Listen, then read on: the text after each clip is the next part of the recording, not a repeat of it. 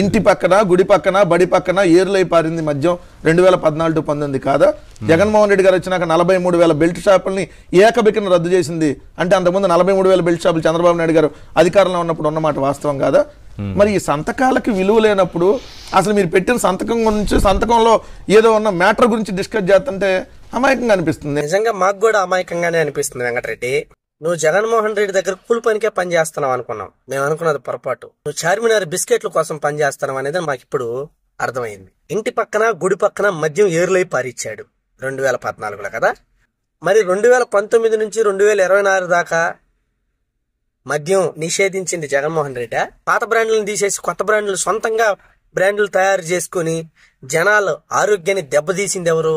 ఇప్పుడు దాకా దేనికైనా జిఎస్టీలు ఉన్నాయి, స్కానర్లు ఉన్నాయి, ఫోన్ పేలు, గూగుల్ పేలు ఉన్నాయి. మరి మద్యానికి ఈ రోజు దాకా స్కానర్లు, గూగుల్ పేలు ఉన్నాయా?